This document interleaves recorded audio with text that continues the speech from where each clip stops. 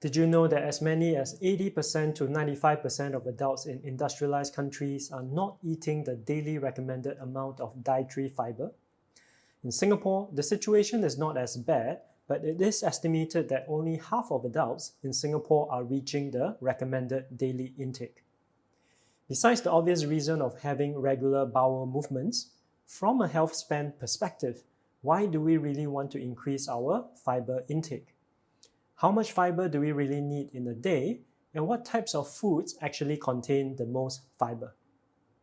In today's video, I'll be walking through a paper that will present rather convincing data of why we should eat more fiber, talk through some of the possible mechanisms, and show you a simple way to kickstart every day with a good dose of fiber. The study that I'll be looking at today is titled Carbohydrate Quality and Human Health, a series of systematic reviews and meta-analyses. The paper was published in 2019 in The Lancet, one of the most respected medical journals in the world. The study was commissioned by the World Health Organization as they were interested in more recent developments in terms of carbohydrate and health outcomes. In particular, the risk of developing and dying from chronic diseases such as cardiovascular disease, type 2 diabetes, and various cancers. So, what did the researchers actually do? They took data from 185 studies and compared the risk of, for example, all-cause mortality, which means dying from any cause, between groups of people who had the highest fiber intake compared to groups of people who had the lowest fiber intake. They also took the same data and created something called dose-response curves.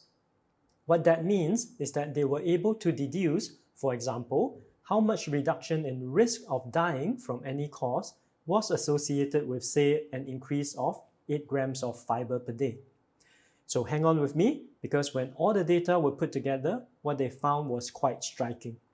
For all-cause mortality, meaning the number of deaths from any cause, people who had the highest intake of fiber compared to those with the lowest intake had a 15% reduction in relative risk. That means that if you were eating foods that contain a lot of fiber, you were 15% less likely to die from any reason, including heart attacks, cancers, diabetes, etc., compared to your neighbor who ate very little fiber within the same period of time. In terms of absolute risk, if there were 1,000 people, 13 less people would have died within the same period if they ate more fiber.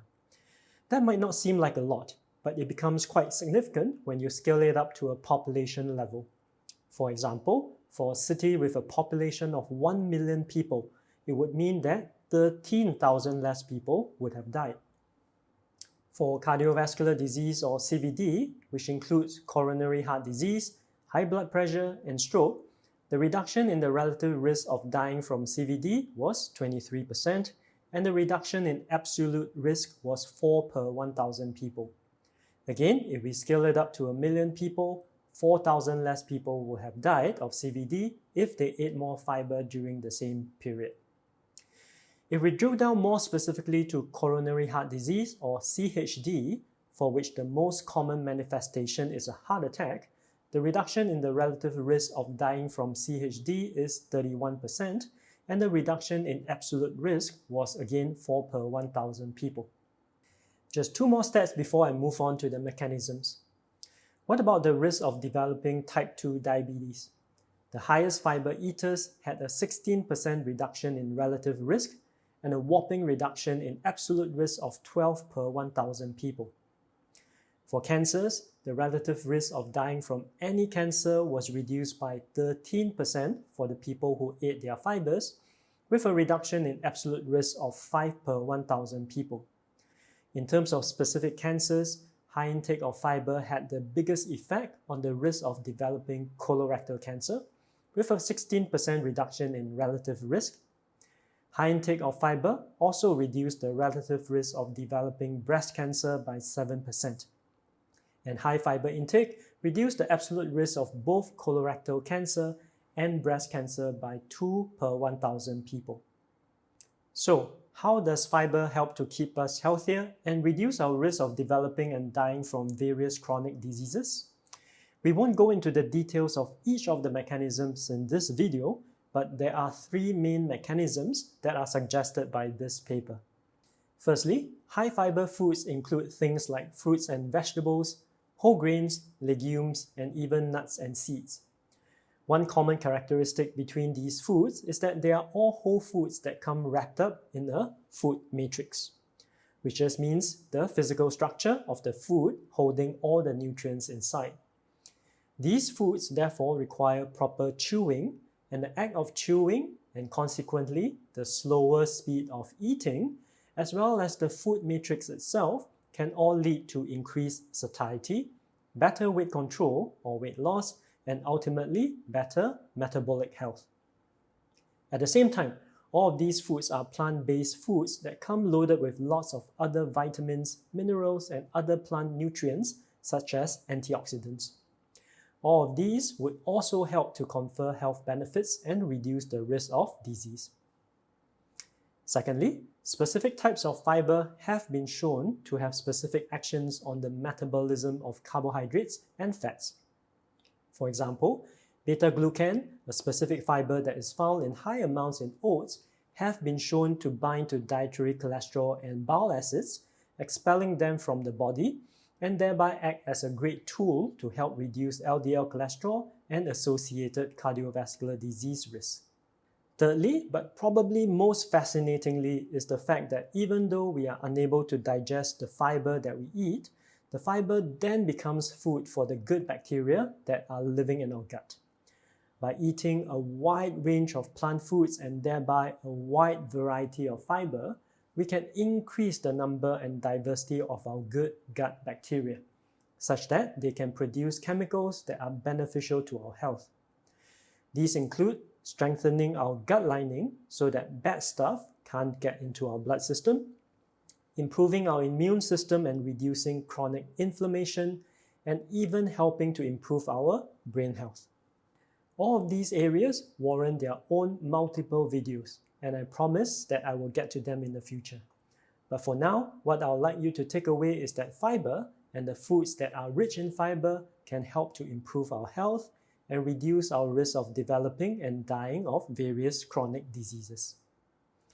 There is one last caveat from these results, and that is the results were based on studies that looked at fiber from whole foods and not from supplements. As such, until more studies are done, it is important to not extrapolate these results to increasing one's fiber intake through taking fiber supplements. So, how do we get more fiber into our diet? As a general guideline, women should target a minimum of between 20 to 25 grams of fiber a day, while men should aim for between 26 to 35 grams of fiber a day. As we have seen, most high fiber foods are whole foods that are not so easy to come by if you eat out most of the time.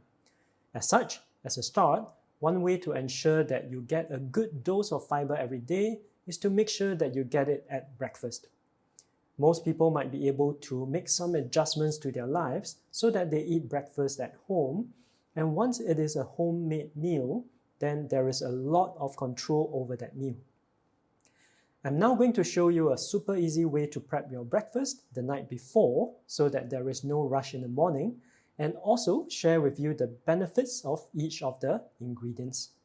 So what I'm going to make today is very simple overnight oats.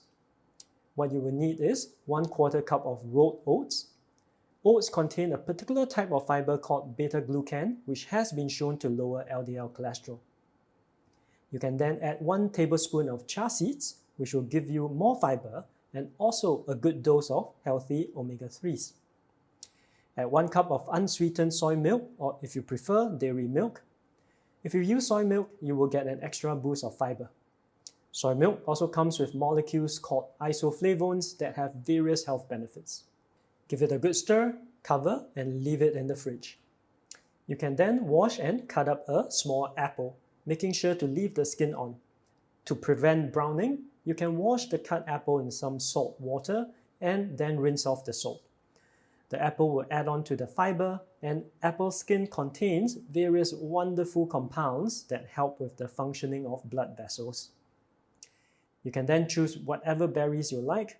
Give them a good wash and pack them together with the cut apple in an airtight container. The berries will add more fiber and also add a good dose of antioxidants to your breakfast. In the morning, take out the oats, top up with the fruits, and you can add on 1 or 2 teaspoons of your favorite nuts or seeds. The nuts and seeds will add a final boost of fiber, and they are also packed with plant sterols that will help to reduce LDL cholesterol. If you make and have this simple breakfast every day, you'll be packing around 15 grams of fiber even before you leave the house and start your day. A couple of things to note.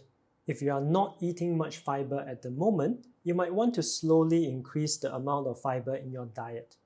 For example, you can leave out the chia seeds at first and slowly add them in if you are not experiencing discomfort, such as bloating or abdominal pain.